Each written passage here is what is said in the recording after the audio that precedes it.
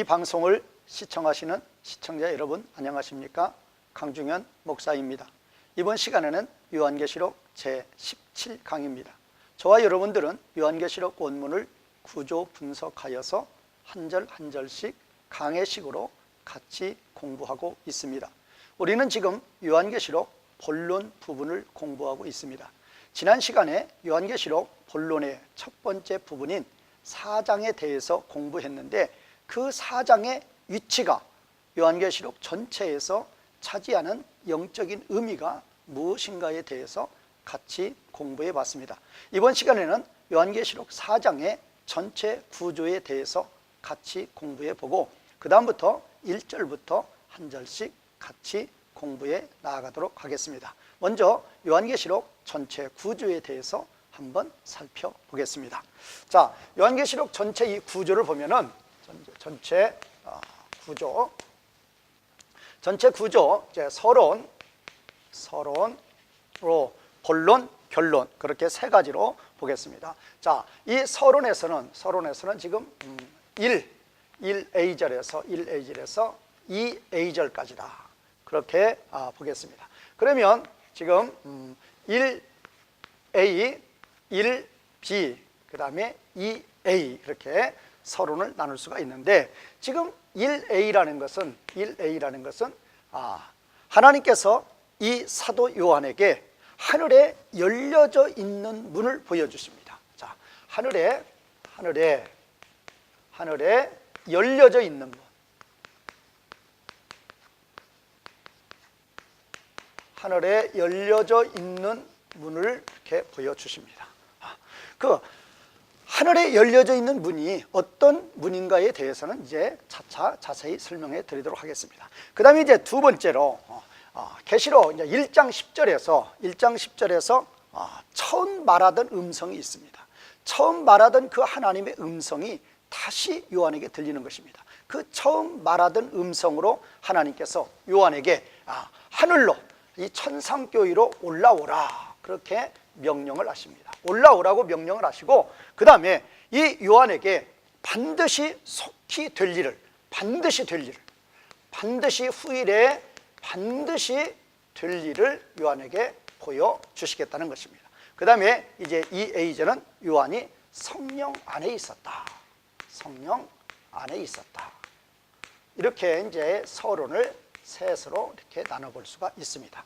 그 다음에 이제 본론 부분입니다. 본론. 이 본론에서는 이제 이 B절에서 이제 8B절까지 이렇게 나눌 수 있는데 본론 부분도 역시 두 부분으로 나눌 수 있습니다. 자, 첫 번째 부분은 2B에서 3A절입니다. 2B에서 3A절은 4장의 장명이 아버지 보좌입니다. 아버지 보좌인데 이 아버지 보좌에 앉으신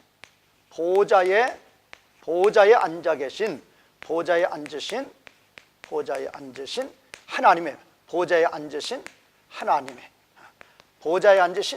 모습입니다. 하나님이 어떤 모습으로 있는가? 자, 그 다음에 이제 이 3B에서 8B는 이제 그 보좌, 첫 번째가 2B에서 3A절이 보좌에 앉으신 하나님의 모습인데 이 3B에서 8B절은 이 보좌 주변에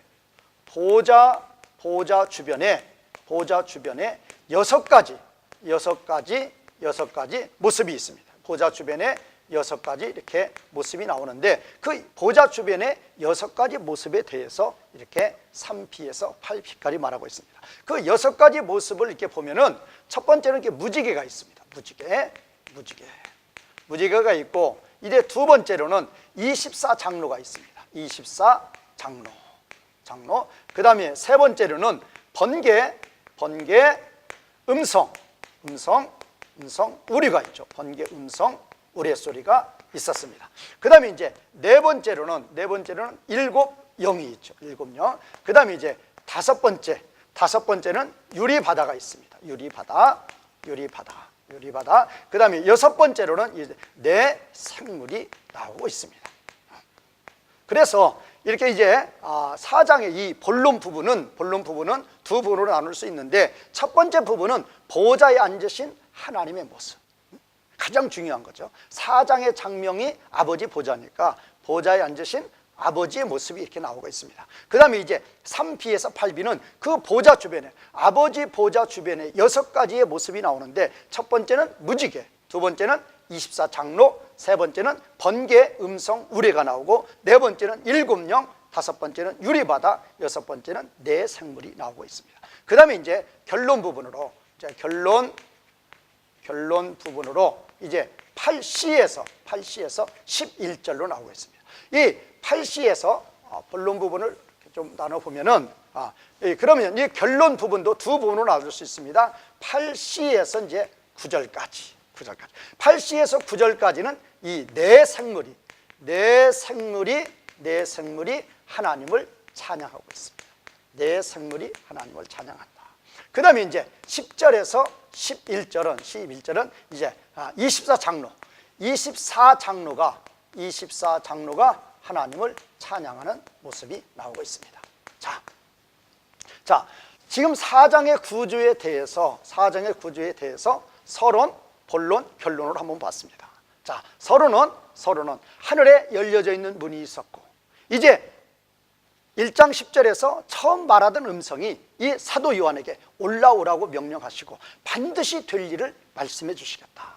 그래서 이제 이 에이절에서는 요한은 성령 안에 있었다. 이제 본론입니다. 본론은 사장의 장명답게 보좌에 앉으신 아버지의 모습이 나옵니다. 그 다음에 그 보좌 주변에 6가지 모습이 나오고, 이 결론은 찬양이죠. 결론은 찬양인데, 누구누가 찬양하느냐? 첫 번째는 네 생물이 찬양을 하고 있고, 그 다음에 10절과 11절에서는 24장로가 하나님을 찬양하고 있다. 이렇게 세 가지 서론, 본론, 결론으로 나누어서 이 사장의 구조를 살펴볼 수가 있겠습니다.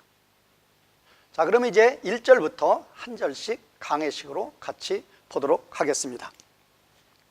자, 그러면 1절에서 지금 메타타우타, 이 후에가 나오고 있는데, 이 메타타우타라는 것은 앞으로 요한계시록에 이렇게 장이 바뀔 때 자주 나오는 이런 표현법인데, 이렇게 논리적인 순서를 수사학적으로 말할 때 이 메타타우타라는 그런 그렇게 말을 쓰고 있습니다. 자, 그러면 이 후에 요한은 보았다고 그랬습니다. 자, 보아라. 무엇을 보았는가? 보아라. 자, 하늘에 열려져 있는 문을 봤다고 그랬습니다. 하늘에 열려져 있는. 그런데 이 하늘에 열려져 있는 문은 이 분사죠. 분사인데, 열려져 있는 이 분사인데, 이 분사의 시제가 완료입니다. 완료고 이거는 피동태입니다. 그러니까 이 하늘의 문은 저절로 열린 것이 아니라 하나님이 여신 것이죠. 하나님이 열었다. 닫혀져 있었는데 하나님이 여신 것이죠. 그래서 이 지금 요한에게 지금 이 4장에서 첫 번째로 지금 보여주시는 게 무엇인가? 바로 하늘에 열려져 있는 문을 보여주시는데, 이 하늘에 열려져 있는 이 문의 영적인 의미가 무엇인가? 상당히 중요하죠. 그래서 여기에 대해서 이제 제가 좀 설명을 드리려고 합니다. 자, 하늘에 열려져 있는 이거는 지금 분사인데 지금 타는 피동태입니다. 시제는 완료입니다.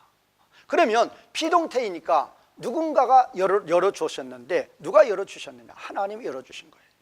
그러면 이 문이 닫혀 있었던 거예요. 닫혀 있었던 것인데 하나님이 열어주셨다, 그 말이에요. 그러면 왜 문이 닫혀 있었고, 어떻게 해서 하나님이 그 문을 열어주셨고, 거기에 대해서 우리 같이 공부해 보도록 하겠습니다. 자, 요한에게 지금 첫 번째로 하늘에 열려져 있는 문을 보여주셨는데, 이 하늘에 열려진 문이라는 것은 분명히 닫혀 있었던 것입니다. 닫혀 있었던 것인데 하나님이 열어주시는 거예요. 그러면 왜 닫혀 있었고, 어떻게 하여서 하늘에 닫혀져 있었던 문이 하나님이 어떻게 해서 왜 열어주시는가에 대해서 우리 같이 공부해 보도록 하겠습니다. 자, 우리가 성경을 보실 때 항상 제가 인용하는 도표가 있습니다. 자, 성경 전체를 보실 때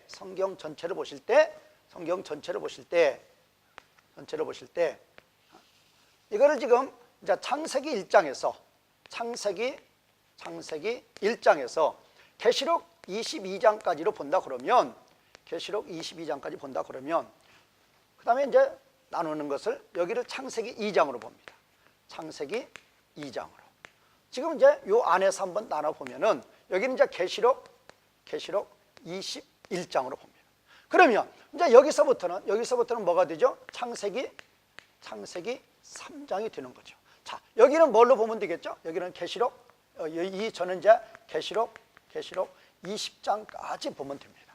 자, 그래서 이 부분을 1번이라고 그러고, 이 부분을 2번이라고 그러고, 이 부분을 이제 1-이라고 그랬다. 1-. 자, 그러면 제가 전번에도 이런 도표로 한번 말씀을 드렸었습니다. 자, 1번이 뭐죠? 창세기 1장에서 2장입니다. 그 다음에 이제 1-는 무엇입니까? 1-는 이제 계시록 21장에서 22장입니다. 그러면 1번과 1-는 같은 개념이라 그 말입니다. 같다, same 이렇게 보는 것입니다. 왜 그런 것인가? 지금 1번이나 2번이나 동일하게 온전한 하나님 나라, 온전한 하나님 나라라는 것입니다. 자, 여기도 여기는 하나님이 창조하셨을 때의 온전한 하나님의 나라. 여기도 똑같은 하나님의 나라인데 이 하나님의 나라는 어떤 하나님의 나라냐? 회복된 하나님의 나라다. 그러면 왜 처음에 하나님의 나라였었는데 나중에 회복이 되었다고 그랬는가? 바로 창세기 이제 바로 이제 2번 구간이에요. 2번 구간은 어떻죠? 창세기 3장에서 계시록 이제 20장까지죠. 20장까지. 그러면 이 창세기 3장에서 계시록 20장까지는 이건 세상 나라라고 그러죠. 세상 나라. 자, 그러면 이 하나님의 나라는 뭐고 세상 나라는 무엇인가? 하나님의 나라는 하나님이 통치하시는 것입니다. 하나님이 통치하시는 것이다. 하나님 뭐를 통치하십니까? 만물을 통치하시는 거죠. 만물. 그다음에 이 세상 나라는 사탄이 통치하는 거죠. 사탄이 통치하는 것인데 사탄이 만물을 통치하는 것이다. 그러면 이 만물이 과연 누구 거냐 그 말이죠. 만물은 하나님이 창조하시고, 하나님이 창조하셨습니다. 하나님이 보존하십니다. 하나님이 운행하십니다. 그러므로 만물에 대한 주권, 만물에 대한 통치는 마땅히 하나님이 하셔야 되는 거죠. 그러면 여기는 지금 어떻게 되어 있습니까? 창세기 3장에서 아담 범죄 이후에 만물에 대한 통치권을 사탄이 뺏어간 거죠. 속여서 뺏어간 것입니다. 그거를 지금 예수 그리스도를 통해서 회복시키시는 거죠. 자, 이 도표에 대해서는 제가 전번에 설명을 드렸습니다. 자, 그러면 지금 제가 말씀드리는 것은 하늘이 열린 거에 대해서 말씀을 하시는 것입니다. 그러면 이 지금 1번과 1- 온전한 하나님의 나라가 이루어질 때, 이때는 뭐였습니까? 이때는 하늘과 땅이 하나의 개념이었다는 것입니다. 하나의 개념. 어떤 의미로 하늘과 땅이 하나의 개념이었느냐? 하늘도 하나님이 온전히 통치하시고 땅도 하나님이 온전히 통치하신다. 물론 이 하늘과 땅은 영적인 의미의 하늘과 땅입니다. 자, 창세기 1장에 보면 태초에 하나님이 하늘과 땅을 창조하셨다. 그 하늘과 땅 말고 그건 물리적 공간의 하늘과 땅이죠. 지금 여기서 제가 말씀드린 하늘과 땅이라는 것은 영적인 의미의 하늘과 땅입니다. 자, 그러면 하나님이 만물을 창조를 하셨는데 창조하셨을 때 또 온전히 창조의 상태로 회복시키셨을 때, 그때는 만물을 온전히 하나님이 통치하시는 것입니다. 그때는 하늘과 땅의 개념이 하나라는 것입니다. 뭐로 하나입니까? 하나님이 온전히 통치하신다. 그래서 우리 그리스도인들의 정체성인 주기도문을 우리가 항상 할 때 뭐라고 합니까? 뜻이 하늘에서 이루어진 것과 같이 땅에서도 이루어지리라. 그렇게 돼야만 된다 그 말입니다. 그렇게 되는 것이 하나님의 목표요, 하나님이 하시는 일이요, 하나님의 뜻이라 그 말이에요. 그래서 하나님은 오늘도 그것을 열심히 이루신다고 그랬죠. 자, 그래서 이 창세기 1장, 2장, 계시록 21장, 22장에서는 하나님이 온전히 통치하시는 하나님의 나라인데, 그 하나님이 온전히 통치하시는 그 하나님의 나라, 그때에는 하늘과 땅이 뭐의 개념? 하나의 개념이다. 하나의 개념. 어떤 의미로 하나인가? 하나님이 온전히, 하늘도 하나님이 온전히 통치하시고 땅도 하나님이 온전히 통치하시는 그런 개념으로 보는 거죠. 자, 그러면 이 창세기 3장에서 계시록 20장까지 이 세상 나라일 때의 하늘과 땅은 어떻게 되는 것인가? 이때의 하늘과 땅은, 하늘과 땅이 하나가 되는 것이 아니죠. 이때 하늘과 땅은 완전히 분리된 상태죠. 분리된 상태죠. 이 하늘은 무엇입니까? 하나님이 계시는 곳입니다. 이 땅은 무엇입니까? 죄악 세상입니다. 이 하늘에서는 하나님의 뜻이 온전히 이루어지는 것입니다. 땅에서는 사탄이 지배하는 하나님의 뜻이 이루어지지 않는 것입니다. 그래서 이 하늘과 땅은 온전히 하나가 아니라 온전히 막혀 있는 거죠. 온전히 막혀 있는 것입니다. 자, 그래서 만약에 여기를 하늘이라고 보고 여기를 이렇게 땅이라고 보면은 이 하늘과 땅은 온전히 이렇게 막혀져 있다는 것입니다. 온전히 이렇게 막혀져 있습니다. 하늘과 땅이 온전히 막혀져 있습니다. 이렇게 막혀져 있는 그 하늘이 어떻게 된다는 것입니까? 열린다는 것입니다. 열린다. 자, 이렇게 하늘과 땅이 온전히 창세기 3장에서 계시록 20장까지는 이 하늘과 땅이 막혀져 있는데, 그 막혀져 있는 하늘이 이제 열린다는 것입니다. 하늘 가는 밝은 길이 열린다는 것입니다. 이렇게 길이 열렸습니다. 자, 이거는 지금 열린 것입니다. 열린 거. 그러면 이렇게 하늘과 땅이 열려진 상태가 어디에 나오고 있습니까? 어디에? 창세기 28장 12절에 보면, 창세기 28장 12절이 무엇입니까? 바로 야곱의 언약입니다. 야곱의 언약. 여기 보면 하나님께서 하늘과 땅이 열린 것을 보여주시죠. 자, 하늘과 땅이 막혔으니까 그 막힌 하늘과 땅에 뭐가 있습니까? 사다리가 있습니다. 사다리. 막힌 하늘과 땅이 사다리가 놓이니까 천사들이 오르락 내리락 합니다. 그런데 이 창세기 28장 12절의 이 예언의 말씀이 성취되는 것이 어디입니까? 요한복음 1장 51절입니다. 요한복음 1장 51절이 무엇입니까? 바로 이 창세기 28장 12절에 막힌 하늘과 땅에 사닥다리가 놓이고 그 사닥다리 위로 천사가 오르락 내리락 하는 하늘이 열려있는 문이 있는데, 요한복음 1장 51절에서는 그 사닥다리가 바로 누구인가? 바로 예수 그리스도다. 인자 위에, 예수 그리스도 위에 이렇게 하늘이 열려 있는 것을 보여주십니다. 바로 이 창세기 이 말씀의 성취죠. 그러면 막혀져 있던 하늘과 땅이 왜 막혀져 있습니까? 왜 이렇게 분리되고 왜 막혀져 있습니까? 원인은 무엇입니까? 죄악입니다. 죄악.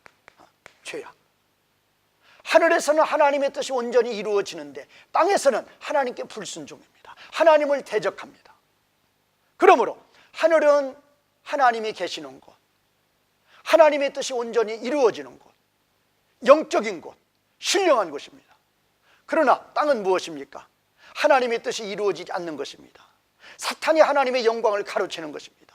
하나님을 대적하는 것입니다. 그러면 그 하늘과 땅은 완전히 막혀져 있는 것이죠. 그런데 그 하늘과 땅이 열린다는 것입니다. 뭐에 의해서?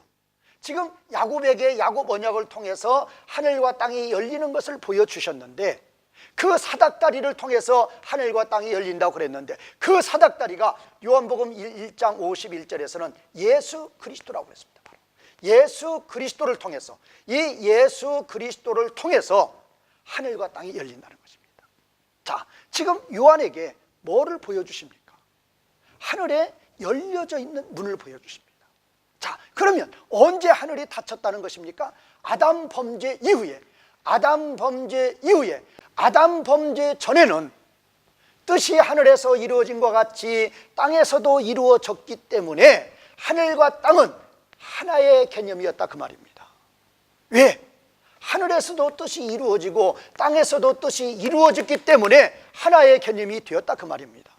그러나 아담 범죄 이후에 하늘과 땅은 완전히 막히게 됩니다.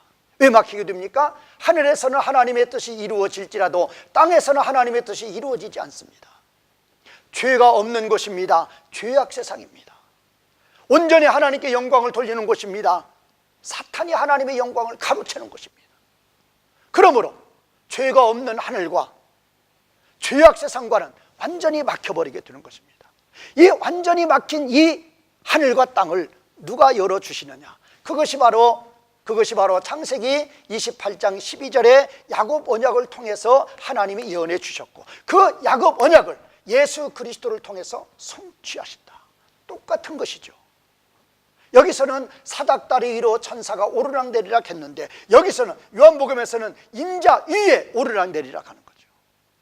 바로 예수 그리스도를 통해서 하늘 가는 밝은 길이 열리는 것입니다. 자, 그러면 구체적으로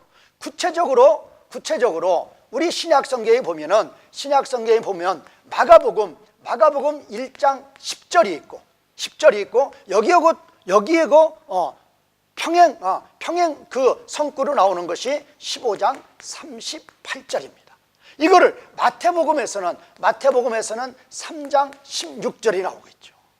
자, 마가복음 1장 10절, 마태복음 3장 16절이 바로 무엇을 말씀하시는 것입니까? 바로 세례 요한에 의해서 예수님이 세례를 받고 요단강에서 올라오실 때, 그때 하늘이 열리는 거죠. 왜 열리는 것입니까? 예수님이 세례를 받으신다는 것은, 세례는 죄인들이 받는 것입니다. 자, 예수님이 세례를 받으신다는 것은 우리의 죄를 전가받으시는 것입니다. 예수님의 세례는 예수님의 십자가와 동일한 것입니다. 우리의 죄를 지시고 사상죄를 지고 가시는 하나님의 어린 양입니다. 그 하나님의 어린 양이 세례를 받을 때 하늘문이 열리는 것입니다. 그래서 예수님이 요단강에서 세례를 받고 올라오실 때에 하늘이 열리는 것입니다. 그런데 이 15장 38절은 무엇입니까? 같은 개념이라고 제가 말씀을 드렸죠. 여기서는 휘장이 찢어집니다. 자, 휘장이 무엇입니까? 제사장들도 보통 백성들은 번제단까지만 나아갑니다. 번제단 이상 나아갈 수 없습니다. 그러나 제사장들은 번제단을 넘어서, 물두멍을 넘어서 성소까지는 나아가죠. 그러나 성소에서 지성소를 가로막고 있는 휘장은 열지 못합니다. 왜? 지성소에는 하나님이 계십니다. 그 지성소와 성소 사이가 무엇입니까? 거기가 바로 하늘과 땅이라고 보면 됩니다. 이 하늘은 지성소요, 땅은 성소다. 성소에서 번제단이다. 그렇게 봐도 가능한 것입니다. 그러면 하늘과 땅이 막혔던 이것이 무엇입니까? 이것이 바로 휘장이라는 것입니다. 휘장이죠. 그러면 예수님께서 세례를 받고 올라오실 때 하늘이 갈라지죠. 예수님께서 십자가에서 죽으시는 그때에 휘장이 찢어지죠. 그러면 이때 하늘이 갈라졌다라는 단어나, 이때 휘장이 찢어졌다는 단어나 동일한 단어라는 것입니다. 동일한 단어로 무엇입니까? 스키조입니다. 스키조.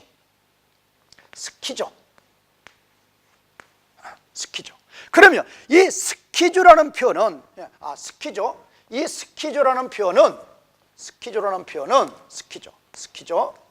스키조라는 표현인데, 그런데 마태복음 3장 16절에서는 똑같이 예수님께서 세례를 받으시고 올라오실 때에 똑같이 하늘이 열린 것으로 표현이 되지만, 마가나 마태는 다르게 표현을 합니다.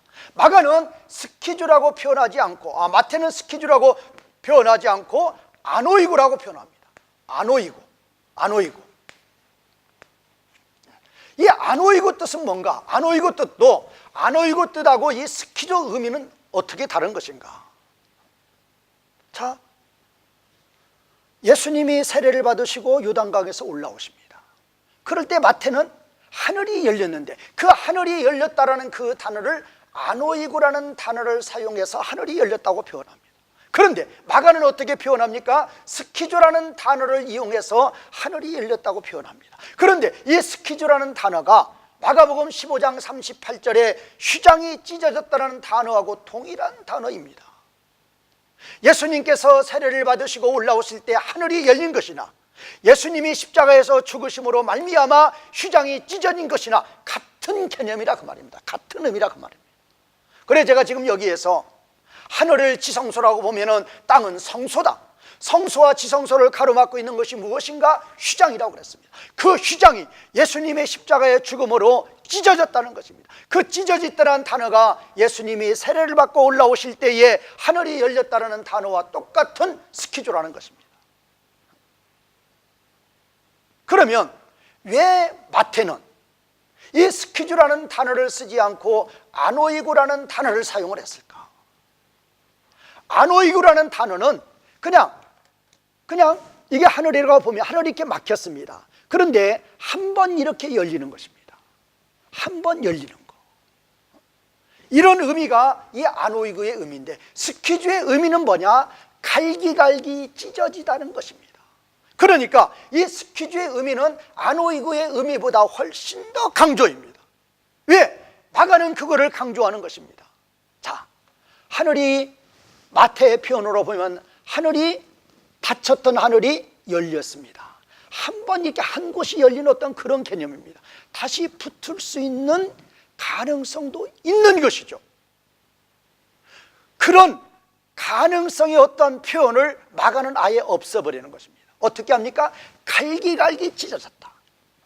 휘장도 그냥 갈기갈기 찢어졌다. 다시는 붙일 수 없는 어떤 의미입니까? 예수님의 십자가는, 예수님의 십자가의 죽음은 하늘과 땅을 완전히 열어놓았다. 다시는 막히지 않는 완전한 하나의 개념으로, 하늘과 땅을 하나의 개념으로 완전히 열어놓는다. 그 의미가 바로 스키조라는 의미라는 것입니다. 자, 지금 하나님은 사도 요한에게 천상교회로 올라오라고 말씀하시면서 첫 번째 뭐를 보여주십니까? 하늘에 열린 문을 보여주십니다. 하늘에 열려져 있는 문입니다. 누가 엽니까? 하나님이 열어주십니다. 어떻게 열어주십니까? 예수님께서 세례를 받으실 때에 하늘이 열립니다. 그것은 뭐를 의미하는 것입니까? 예수님의 십자가의 죽음을 이야기하는 것입니다. 그래서 마가는 예수님이 세례를 받으시고 올라오실 때 하늘이 열렸다라는 스키조라는 단어와 예수님이 십자가에서 죽으실 때에 휘장이 찢어졌다는 그 단어를, 동일한 단어를 사용하고 있다는 것입니다. 무엇을 의미하는 것입니까? 예수님께서 우리의 죄를 대신 지시고 우리의 모든 죄값을 갚아주시고 우리의 모든 죄 문제를 해결하여 주실 때 죄로 말미암아 막혔던 하늘과 땅이 이제 하나가 된다는 것입니다. 그런 의미로 하늘이 열려진다는 것입니다. 마가는 어떻게 해서 이런 스키조란 표현을 썼어요? 완전히 열어버렸다. 예수님의 십자가는 하나님과 우리 사이에 막혔던 그 죄악의 담을 완전히 헐어버려서 우리가 하나님 앞에 나아갈 수 있는 그 하늘 가는 밝은 길을, 우리가 담대하고도 당당하게 나아갈 수 있는 그 길을 완전하게 열어주셨다. 그 의미로 스키조라는 단어를 사용하고 있다는 것입니다.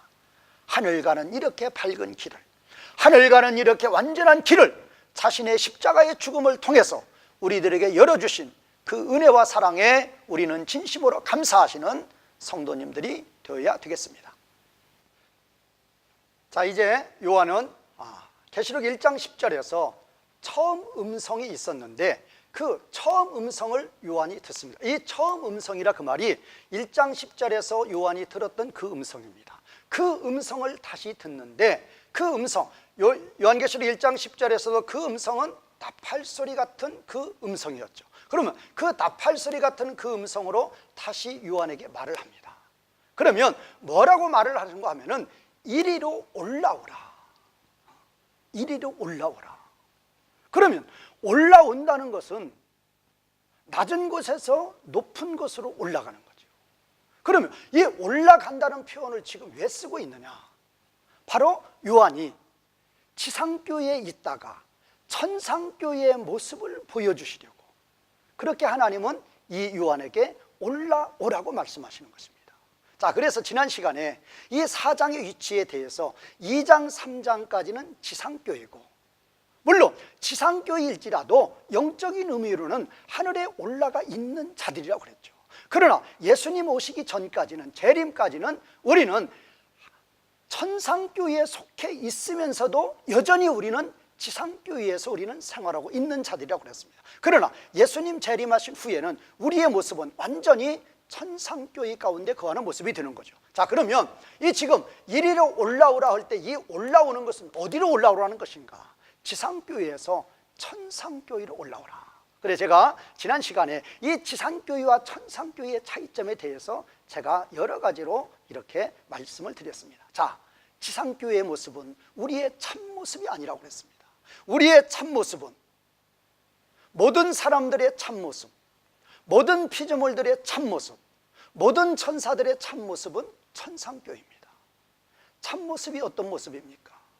모든 사람들이, 물론 14만 4천 하나님 백성들이죠. 모든 피조물들이, 모든 천군 천사가 온 마음을 다하여서 항상 보좌에 계신 하나님을 찬송한다는 것입니다. 하나님께 온전히 경배 드린다는 것입니다. 그것이 바로 무엇입니까? 그것이 바로 모든 피조물들의 본연의 원래의 위치라는 것입니다. 원래의 모습이라는 것입니다. 그 모든 피조물들의 원래의 모습, 모든 피조물들은 세 종류라고 그랬습니다. 모든 사람들, 모든 피조물들, 모든 천사들, 이 모든 피조물들이 모여서 하나님을 경배하는 모습을 보여줌으로 말미암아 참으로 모든 피조물들의 참 위치가 어디인가, 정상적인 위치가 어디인가, 사탄의 종로로 타는 게 아니고 하나님의 말씀을 지키려고 고난과 핍박을 받는 그 모습도 참 모습이 아니고 진정으로 완전한 하나님의 영광 가운데서 하나님께 영광을 드리는 모습이 참 모습이다. 그 오리지널의 피처를 보여주시려고 하나님은 사도 요한에게 올라오라고 명령하시는 것이다. 자, 하나님은 지금 예수 그리스도는 이제 이 사도 요한에게 보일 것이다. 뭐를 보여주시는 것인가? 이것을 보여주실 것이다. 이것이 무엇입니까? 이 대의는 반드시 뭐뭐뭐 해야 된다. must입니다. 자, 이 게네스다이는 take place죠. 반드시 일어나야 될 것을 예수님은 이 요한에게 보여주신다는 것입니다. 반드시 일어나야 될 것. 언제? 후일에, 2일 후에, 2일들 후에 반드시 일어나야 될 것에 대해서 요한에게 보여주시겠다. 자, 그러면 우리는 이 데이 게네스다이라는 이 문장에 대해서 우리는 요한계시록 1장 1절, 자, 1장 1절과 22장 6절에서 지금 이 문장하고 동일한데 이 메타타우타만 타케이, 이 엔타케이는 이거는 영어로 번역하면 순입니다. 순. 속히, 우리말로 말하면 속히죠. 속히. 자, 그러면 1장 1절과 22장 6절에서는 지금 이 문장이 어떻게 되어 있었는가 하면 데이 게네스다이 엔타케입니다. 영어로 말하면 what must take place soon입니다. 그러니까 지금 우리말로 보면 그것들을 반드시 해야 된다, 일어날. 그 다음에 속힙니다. 그러니까 1장 1절과 22장 6절에서는 이 메타타우타 대신 이 메타타우타 또 after this 일들 후에 이거 대신에 엔타케이라는 이 전치사 구가 있었고 영어로 보면 순이고 속히입니다. 그러면 지금 1장 1절이나 22장 6절이나 오늘 이 문장이나 지금 같은 의미예요. 다만 지금 이 속히를 이 일들 후에로 지금 바꾼 것뿐입니다. 그러면 또 이거에 대해서는 어디에서 또 나왔다고 그랬어요? 어디에서? 다니엘서 2장 28절에서 다니엘서 2장 28절에서 이 문장과 동일한 것이 나오고 있죠. 물론 히브리어로 되어 있지만 그 히브리어를 70인역으로 헬라어로 바꾸면 이와 동일하게 된다는 것입니다. 그러니까 다니엘 2장 28절에서 다니엘 2장 28절에서 예언을 했고 그 예언이 바로 성취가 되는 것인데 그 1장 1절은 바로 성취의 시작이다. 그 22장 6절은 성취의 완성이다. 그런 개념으로 봤던 거죠. 자, 그래서 그러면 요한계시록을 볼 때 이 1장 1절이 나오고 22장 6절이 나오기 때문에 이 문장은 요한계시록의 주제절이다. 제가 이렇게 1장 1절을 할 때 제가 설명을 드렸어요. 자, 이 문장 반드시 속히 일어나야 될 일, 그것이 바로 요한계시록 전체의 주제절이다. 그래서 1장 1절에 말을 했고 22장 6절에 이렇게 이야기를 했는데 그것은 어디에 또 있느냐? 다니엘 2장 28절에서 이미 예언된 것이다. 이 예언된 것이 성취가 되는 것인데 그 성취의 시작이 1장 1절이고 그 성취의 완성이 22장 6절이다. 그러면 지금 요한에게 하나님께서 어디로 올라오래요? 천상교회로 올라오라. 지상교회에서 천상교회로 올라오라고 말씀하시면서 요한에게 이거를 보여주셨단 말이에요. 뭐를 보여주셨어요? 반드시 속히 일어나야 되는 일을 보여주시는 것입니다. 그러면 반드시 속히 일어나야 될 일이 무엇인가? 그것이 바로 하나님의 나라는 것입니다. 하나님의 나라. 이 하나님의 나라, 이 하나님 나라에 대해서 이 하나님의 나라는 반드시 일어나야 되고 그 하나님의 나라는 속히 일어나야 된다. 이 엔타케이가 속히라고 그랬죠. 그러면 이 하나님의 나라는 반드시 일어나야 되고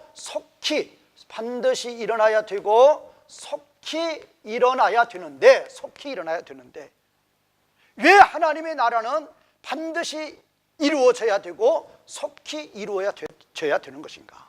그거에 대해서 제가 설명을 드리도록 하겠습니다. 자, 예수님은 요한에게 올라오라고 명령하십니다. 올라오라고 한 후에 예수님은 요한에게 보여주십니다. 뭐를 보여주시는 것인가? 하나님 나라에 대해서 보여주신다. 하나님 나라. 그런데 이 하나님 나라에 대해서는 이미 어디에?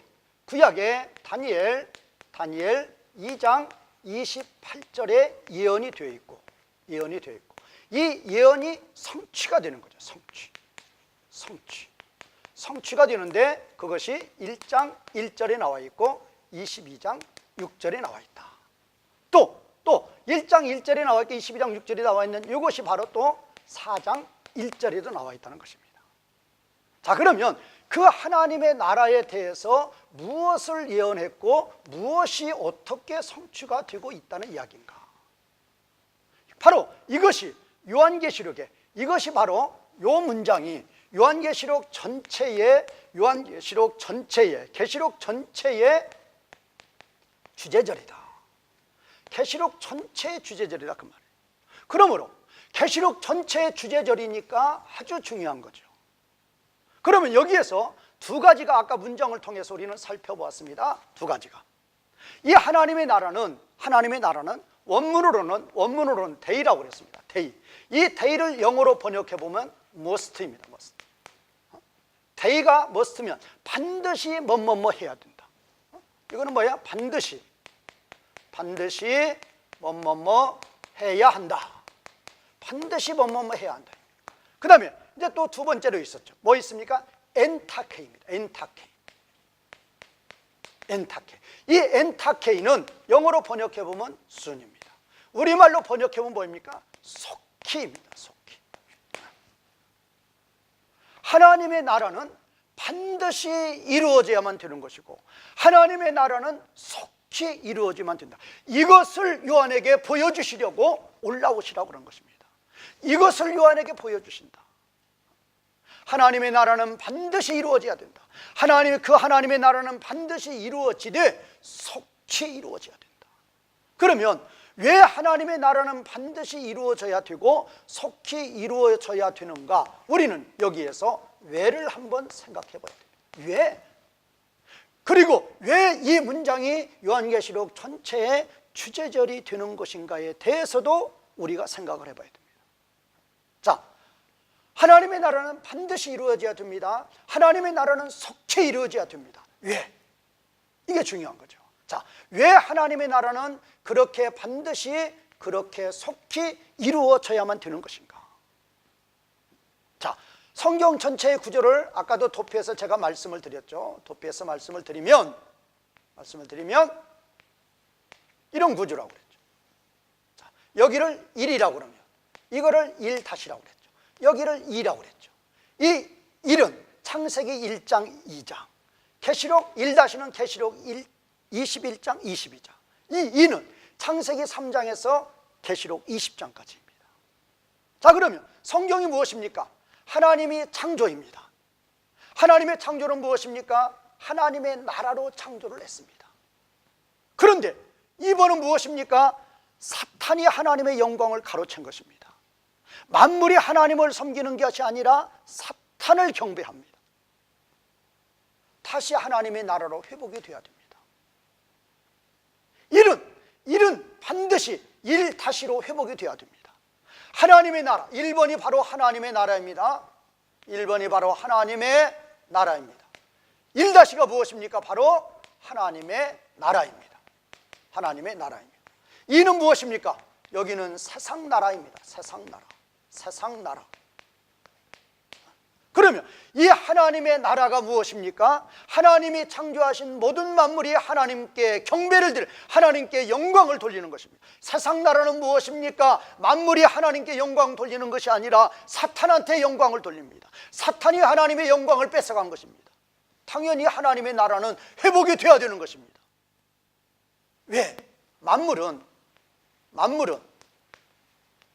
만물이라고 봐도 되고 피조물이라고 봐도 되는데, 피조물을 요한계시록에서는 셋으로 나눴다고 그랬어요. 자, 무엇입니까? 바로 사람입니다. 사람 중에서도 4장에서 보면은 하나님의 백성들이죠. 하나님의 백성들. 또 사람을 제외한 모든 피조물. 이거를 네 생물로 봤죠. 네 생물. 여기서는 24장로로 봤죠. 24장로. 그 다음에 세 번째, 천군천사입니다. 모든 천군천사. 이것이 모든 피조물들이죠. 이 모든 피조물들은 뭐냐? 모든 피조물들은 마땅히 하나님께 영광을 돌리는 존재로 존재해야만 되는 것인데, 사람이 하나님께 영광 돌리지 않습니다. 사람이 사탄을 숭배합니다. 피조물들이 저주 가운데에서 신음합니다. 창조의 모습, 하나님 나라의 모습이 아니에요. 당연히 회복이 되어야 됩니다. 사탄이 가로채고 있는 하나님의 영광, 하루속히 반드시 사탄이 가로챈 하나님의 영광은 반드시 회복이 돼야 되고, 반드시 회복이 돼야 됩니다. 이건 회복입니다. 회복. 반드시 회복이 돼야 되고, 속히 회복이 돼야 된다는 것입니다. 이거에 대해서 반드시 회복이 되고 속히 회복이 되는 것에 대해서 이사야 선지자는 이사야 9장 7절에서 만군의 여호와의 열심히 이를 이룰 것이다. 만군의 여호와의 열심히 이를 이룰 것이다. 이미 이사야 선지자를 통해서 어린 양 예수 그리스도를 통하여서 어린 양 예수 그리스도로 말미암아 이 하나님의 나라를 반드시 회복하시고 그 하나님의 나라를 속히 회복하실 것을 이사야 선지자를 통해서 예언을 하시면서, 한 아기가 우리에게 낳는데 그 아기 예수 그리스도를 통해서 이 만물을 하나님의 나라로 속히 회복하실 것을 예언을 하면서 만군의 여호와의 열심히 이를 이룰 것이라고 분명히 예언을 했습니다. 그 예언의 말씀이 예수 그리스도의 초림을 통해서 이제 시작이 되는 것입니다. 자, 그 하나님의 나라는 예수 그리스도의 초림을 통해서 이제 하나님의 나라는 시작이 되는, 뭐가 시작되는 것입니까? 회복의 역사가 시작이 되는 것입니다. 어디에서부터 시작이 됩니까? 예루살렘에서부터 시작이 됩니다. 예루살렘에서, 유다에서, 사마리아에서 땅끝까지 회복이 되어서 이제 예수님의 재림을 통해서 예수님의 재림을 통해서 그 하나님의 나라는 완전히 회복이 되는, 완성이 이른다는, 하나님의 나라가 완전히 회복이 되죠. 이 예수님의 재림으로 하나님 나라가 완성이 된다는 것은 하나님 나라가 만물 창조의 상태와 똑같이 완전히 회복이 되는 것입니다. 회복.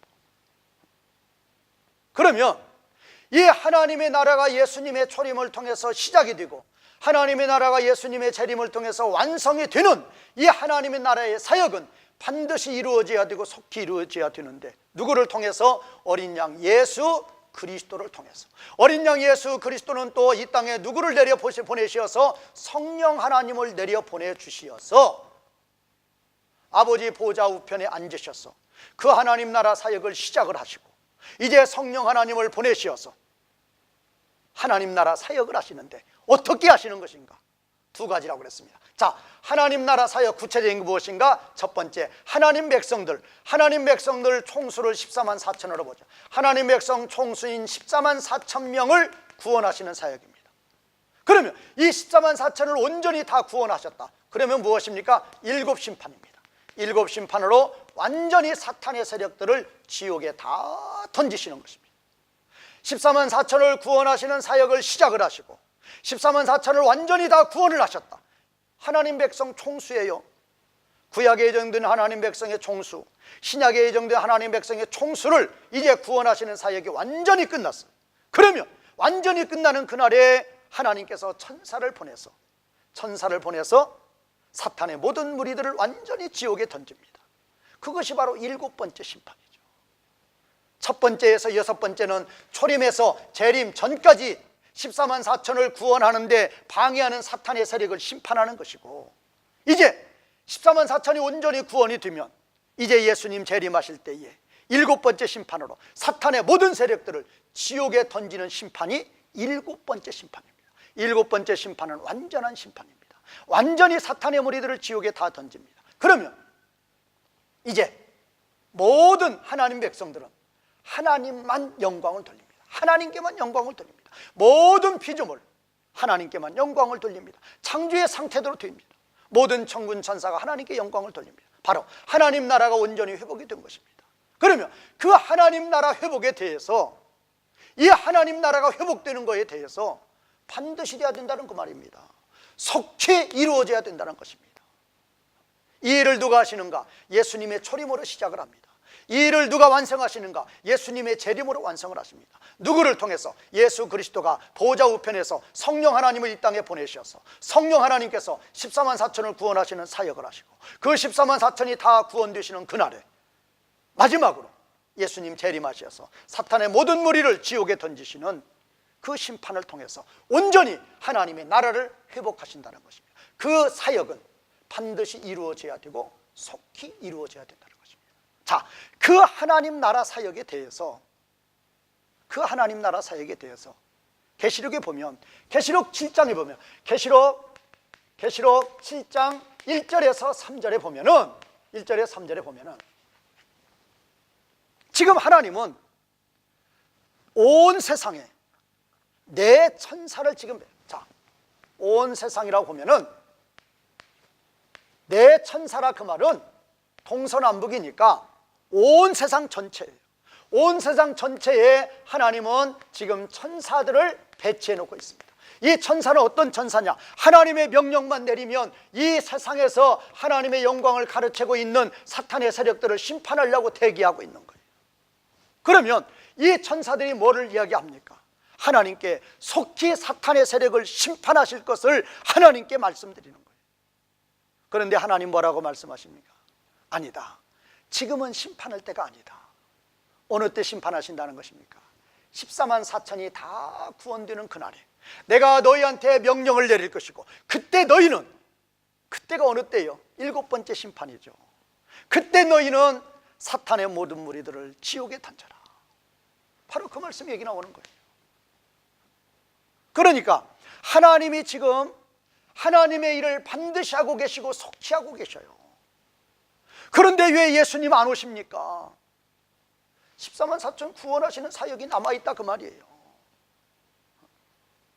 14만 4천 구원하시는 사역을 마치셔야 이제 이 천사들에게 명령하시고 천사들이 사탄의 모든 무리를 지옥에 던지신다는 것입니다. 또 뭐가 있습니까? 또 이거를 지금 A라고 보면은 또 뭐가 있는가 하면은, 자, 계시록 10장에 보면 10장 5절 6절에 보면은, 계시록 10장 5절 6절에 보면 하늘에서 내려온 천사가 하늘과 땅을 밟고 나서, 바다와 땅을 밟으면서 천사가 오른손을 들고 하나님께 맹세를 합니다. 무엇을 맹세를 합니까? 자, 원문에 보면은 크로노스 우케티, 크로노스 우케티 에스타이. 자, 천사가 오른손을 들고 하나님께 맹세하는 내용이 크로노스 우케티 에스타이. 이 크로노스라는 것은 타임으로 봐도 되고, 타임, 이 우케티라는 것은 아주 강한 부정이죠. 나시죠. 에스타이는 이제입니다. 타임 이즈 나시예요. 하늘에서 내려온 천사가 바다와 땅을 밟고 하나님 앞에 맹세하면서 이 소리를 외칩니다. 크로노스 우케티 에스타이는 타임 이즈 나시예요. 시간이 없다 그 말입니다. 무슨 시간이 없다는 거예요? 바로 이 속기예요. 속기. 하나님의 주권이 하루빨리 회복이 돼야 되는데 시간이 없다 그 말이에요. 시간이 없다. 이렇게 하나님의 주권 회복은 이렇게 긴박한 문제입니다.